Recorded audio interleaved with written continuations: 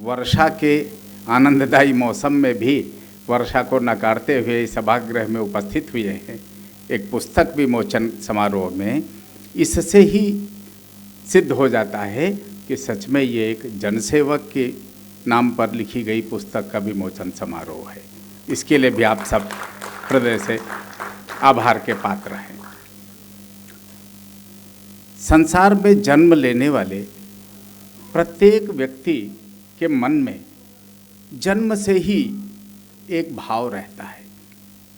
आप ध्यान देकर सुने, जब भी कोई छोटा बच्चा जन्म लेता है तब उसके माता पिता के मन में कल्पना रहती है। एक फिल्म मैंने बचपन में फिल्म का गीत सुना था, उस अवसर को छोड़ दें तो शेष सबके मन में बड़ी कल्पना ही होती है, ऐसा मुझे ध्यान में आता है। वो उस फिल्म का गीत एक सुनने में आया था, एक व्यक्ति गीत गा रहा है, भोले भाले ललुआ खाए जा रोटी बासी। क्यों? उसकी कल्पना स्पष्ट थी कि बड़ा होके बनेगा साहेब का चपरासी। इस गीत के अलावा और एक भी उदाहरण मेरे जीवन में नहीं है जब माता पिता ने अपने बच्चे के बड़े होने के बजाय सामान्य कल्पना की हो। जब जब छोटा बच्चा अपने से बड़ों के चरण स्पर्श करता है तो सदैव एक ही आशीर्वाद सहज भाव में मन से निकलता है, बड़े हो जाओ। छोटे हो जाओ ये कोई आशीर्वाद नहीं देता है, सब बड़े की कल्पना ही करते हैं। किंतु चाहे समाज में आप देख लीजिए और चाहे यहाँ बैठे इस सभा कक्ष में अनेक लोग ऐसे मिल जाएंगे जिनसे उनके जीवन का वृत्तांत पूछा जाए तो बोलेंगे चाहता तो मैं भी था बहुत बड़ा बनना, किंतु मेरे जीवन की परिस्थितियाँ ऐसी थीं। परिस्थितियों को दोष देते हुए उस विद्वान की उस उक्ति को चरितार्थ करते रहते हैं लोग कि मनुष्य परिस्थितियों का दास होता है। ये उक्ति कभी कही गई, लेकिन मेरा मत इसके विपरीत है।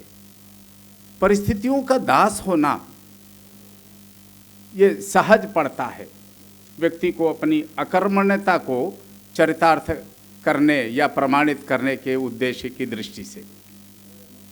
सच्चाई ये नहीं है। तो सच्चाई क्या है?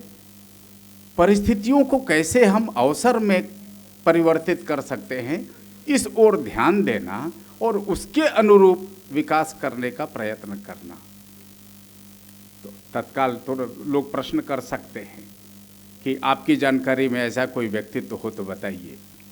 तो आज की पुस्तक जिनके नाम पर प्रकाशित हुई है, जिनके नाम पर लिखी गई है, यदि उनके जीवन को हम देखें तो जन्म फिरोजाबाद जैसे अत्यंत पिछड़े जिले के करहरा जैसे अत्यंत सामान्य गांव के एक अति सामान्य किसान परिवार में। सोच के देखिए विकास का कौन सा अवसर था। पढ़ने जाना है तो भी नदी के संकट को सहन करते हुए, जो कि वर्षा काल में हर दिन परेशान करती थी, लेकिन उस संकट से भी पार निकाला अपने को। जब युवावस्था आई तो परिवार पूरा ग्रामीण शत्रुता का सामना कर रहा था। नियमित रूप से जीवन के प्रति खतरा, परिवार पर अनेक मुकदमे, उन मुकदमों से निपटना है, अपने प्राणों की भी रक्षा करनी है। आज के युग में उसको देख करके हंसी आती है कि बंदूक अपने साथ लेकर के जीवन यापन करना।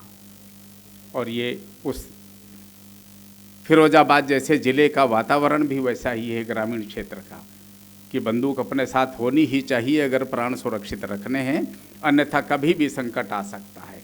इतने संकटपूर्ण जीवन में से शिक्षा पूर्ण करना, परिवार की चिंता करना, परिवार के सब सदस्यों का विकास की चिंता करना और उसके पश्चात ग्राम प्रधान जैसा पंचायत का चुनाव जीतना।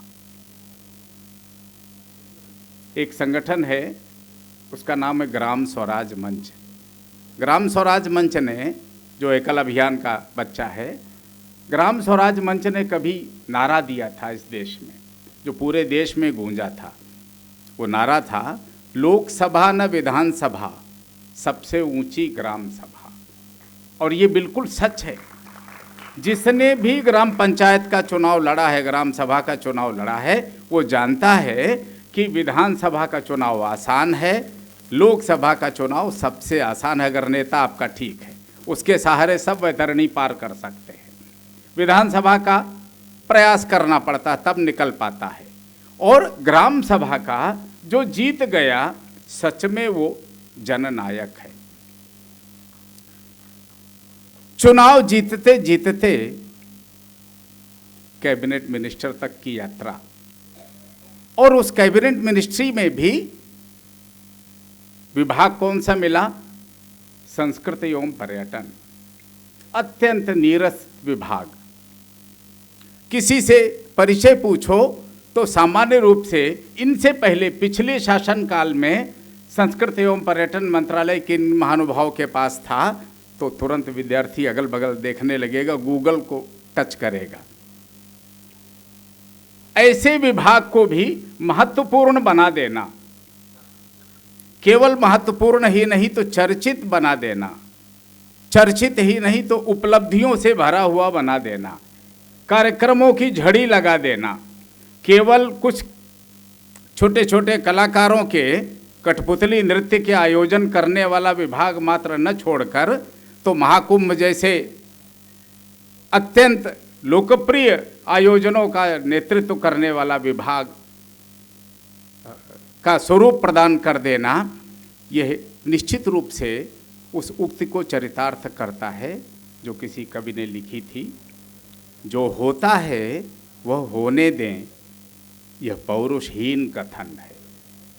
सामान्य रूप से लोग यही समझाते, अरे भैया शांत रहो, जो जैसे चल रहा चलने दो ना, जो होता है वह होने दो, यह पौरुषहीन कथन है। जो हम चाहेंगे वह होगा, इन शब्दों में ही जीवन है। और इन पंक्तियों को चरितार्थ करने वाला व्यक्तित्व आदरणीय जयवीर सिंह जी, जिनके ऊपर एक पुस्तक लिखी गई है, निश्चित रूप से राजनीति के क्षेत्र में प्रयत्न कर रहे अनेक युवाओं के लिए पथ प्रदर्शक सिद्ध हो सकती है। ऐसा कहते हुए मैं अपनी वाणी को विराम देता हूँ।